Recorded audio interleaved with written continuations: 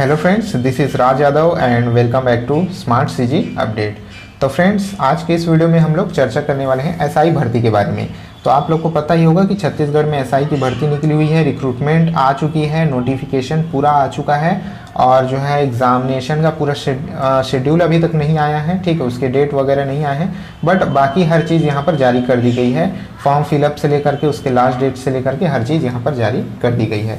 तो दोस्तों, आज के इस वीडियो में हम लोग ये चर्चा करने वाले हैं कि जो एसआई भर्ती है, जो एसआई रिक्रूटमेंट है, उसका सिस्टम किस तरह से होगा, पहले कौन सा एग्ज़ाम लिया जाएगा, पहले शारीरिक मापदंड किया जाएगा, पहले प्रारंभिक परीक्षा, मुख्य परीक्षा, साक्षात्कार, हर चीज़ के बारे में हम लोग डिटेल से चर्चा करेंगे कि पहले क्या आपका होगा, उसके बाद नेक्स्ट स्टेप क्या होगा, उसका नेक्स्ट स्टेप क्या होगा।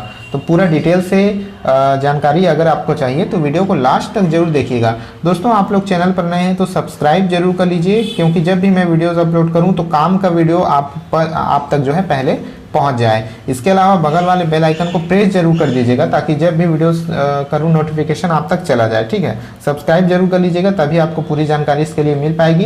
तो जैसे कि आप देख सकते हैं, ये छत्तीसगढ़ का राजपत्र है। आप जैसे ही सीजी पुलिस का वेबसाइट ओपन करेंगे तो आपको लेटेस्ट में ये परिपत्र दिख जाएगा कि सब इंस्पेक्टर भर्ती प्रक्रिया करके। ठीक है, जो सब इंस्पेक्टर रिक्रूटमेंट का जो मेथड है उसको जब आप डाउनलोड करेंगे तो ये राजपत्र आपके पास डाउनलोड होगा। इसमें पूरे नियम व शर्तें, नियम कानून, हर एक चीज़ यहाँ पर दी हुई है।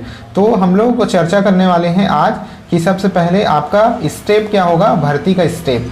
तो उसी पर चर्चा करते हैं। समय बिना गंवाए हुए जल्दी से इस वीडियो को हम लोग स्टार्ट कर लेते हैं। इसको अपने दोस्तों तक शेयर जरूर कर दीजिएगा ताकि सभी तक जानकारी पहुँच जाए। तो हम लोग चलिए स्टार्ट करते हैं। यहाँ 10वां जो कंडिका है, 10वां नंबर है, उसको आप देख सकते हैं कि उपनियम 1 के खंड क के अधीन प्रतियोगी परीक्षा द्वारा चयन की प्रक्रिया। तो हम लोग चयन की प्रक्रिया के बारे में हम यहाँ पर डिटेल से चर्चा करने वाले हैं। ठीक है, तो सबसे यहाँ पर आप देख सकते हैं कि चयन की प्रक्रिया में सबसे पहला क्या दिया हुआ है। सबसे पहला आपका दिया हुआ है शारीरिक माप का मान।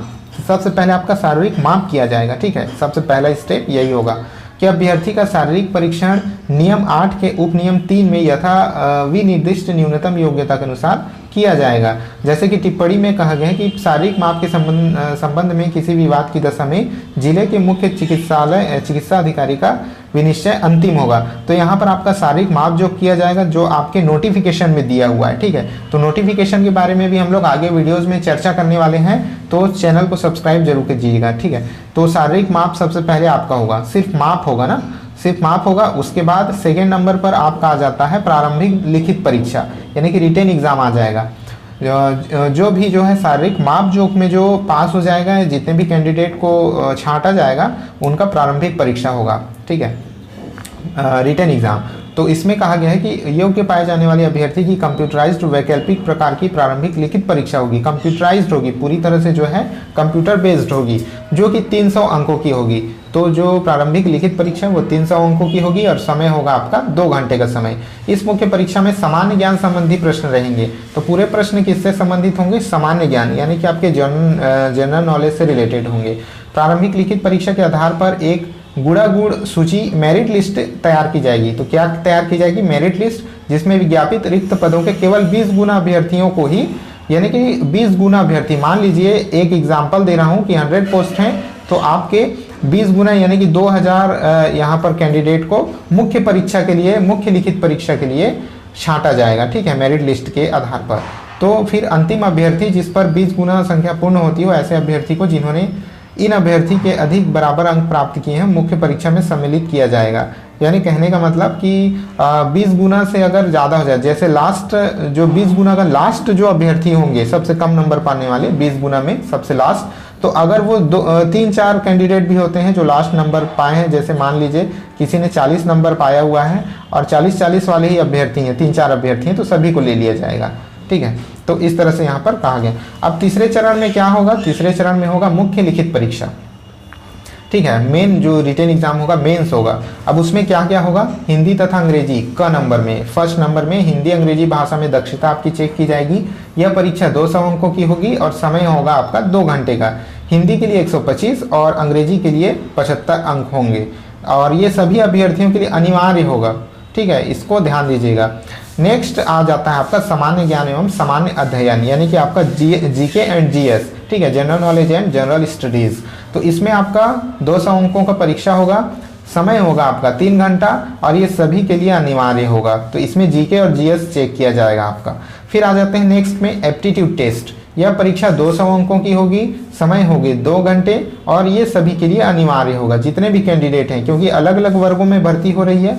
तो ये सभी वर्गों के लिए ये 3 खंड जो यहाँ पर क, ख और ग, ये तीनों खंड सभी के लिए अनिवार्य होंगे।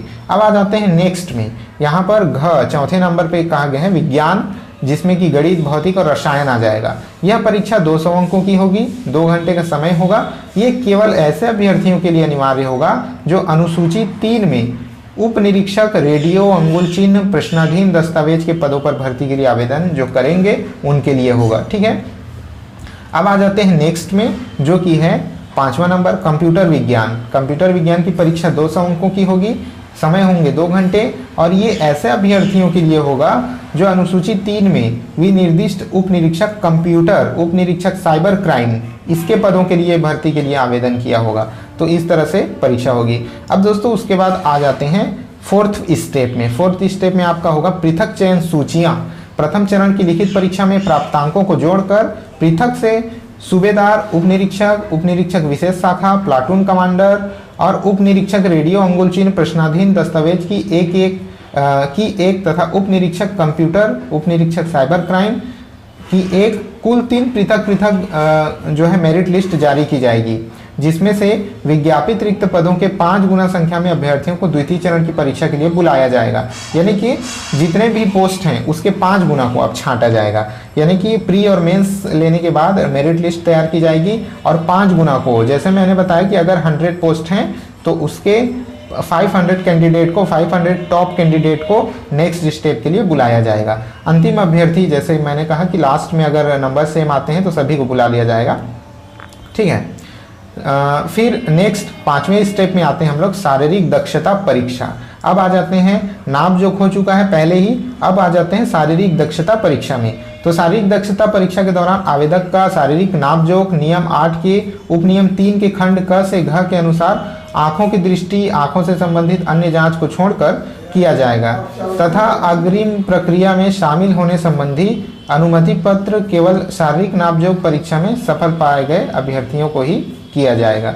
ठीक है, अब यहाँ पर हम देख लेते हैं कि शारीरिक दक्षता परीक्षा सभी अभ्यर्थियों के लिए अनिवार्य है। यह परीक्षा कुल 300 अंकों का होगा। इसमें निम्नलिखित प्रतिस्पर्धाएं होंगी। ठीक है, 300 अंकों का उनका टेस्ट होगा और क्या क्या प्रतिस्पर्धा होंगी? लंबी कूद 60 नंबर के, ऊंची कूद 60 नंबर के, गोला फेंक 60 नंबर के, 100 मीटर दौड़ 60 नंबर के और आपका 1500 मीटर दौड़ 60 नंबर के। तो ये सभी प्रतिस्पर्धाएं होगी और प्रत्येक प्रतिस्पर्धा के लिए दिए जाने वाले अंकों का विस्तृत अनुसूची 5 में विनिर्दिष्ट किए गए हैं, यानी कि अलग से वहाँ पर डिटेल दिया हुआ है। तो इस तरह से आपका स्टेप होगा। ठीक है, फिर उसके बाद जो है केवल उन्हीं अभ्यर्थियों का साक्षात्कार होगा जो शारीरिक दक्षता परीक्षा में कम से कम कुल 30% अंक अर्जित किए होंगे। यानी कि आपका जितने भी नंबर का यहाँ पर एग्ज़ाम हुआ है 300 अंकों का, 300 अंकों का एग्ज़ाम हुआ है, उसमें से जितने भी 30% यहाँ पर मार्क्स लेकर के आए होंगे उन्हीं को जो है नेक्स्ट स्टेप के लिए मान्य किया जाएगा। ठीक है, तो इस प्रकार से यहाँ पर दिया गया है। तो आप देख सकते हैं कि हम लोगों ने अभी देखा कि जितने भी स्टेप यहाँ पर फॉलो किए गए हैं उनमें से सभी स्टेप जो है यहाँ पर हम लोगों ने लगभग देख लिए हैं और यहाँ पर हम लोगों ने देखा कि जितने भी 30% अंक वाले होंगे उन्हीं को जो है नेक्स्ट स्टेप के लिए बुलाया जाएगा। ठीक है, और उसके अनुसार जो अनुत्तीर्ण हो जाएंगे उनको साक्षात्कार नहीं दिया जाएगा। ठीक है, फिर नेक्स्ट स्टेप 6 नंबर के स्टेप में आ जाते हैं, तो वो हो जाता है इंटरव्यू। तो साक्षात्कार 100 अंकों का होगा। आपका जो लास्ट में इंटरव्यू होगा वो आपका हो जाएगा 100 अंकों का। तो 100 मार्क्स का आपका इंटरव्यू हो जाएगा। और इसके बाद 7th जो स्टेप आ जाता है वहां पर होगा बोनस अंक, जो कि 10 नंबर का होगा। तो राष्ट्रीय अंतर्राष्ट्रीय स्तर पर खेलकूद में प्रवीणता केवल राष्ट्रीय स्तर की प्रतियोगिता जिसका सीधा संचालन उस खेल के अखिल भारतीय संघ के द्वारा किया जाता है, उसमें भाग लेने वाले खिलाड़ियों को ही पात्रता होगी। तो इस तरह से बोनस अंक 10 नंबर का दिया जाएगा, जैसे यहाँ पर वर्णन किया गया, उन्हीं को 10 अंक का बोनस अंक दिया जाएगा। तो इस तरह से आपकी जो मेरिट लिस्ट बनेगी और सभी स्टेप्स को हम लोगों ने देखा क्या कुछ है। और भी जो है लेटेस्ट जानकारी के लिए, इसकी बाकी जानकारी के लिए चैनल को सब्सक्राइब जरूर कर लीजिएगा, क्योंकि इस चैनल पर आपको इससे रिलेटेड पूरी जानकारी पूरे टॉपिक वाइज आपको मिलती जाएगी। तो इस वीडियो में इतना ही था। लाइक शेयर अपने दोस्तों के साथ जरूर कर दीजिएगा। इस वीडियो में इतना ही था। मिलते हैं नेक्स्ट वीडियो में, तब तक के लिए जय हिंद।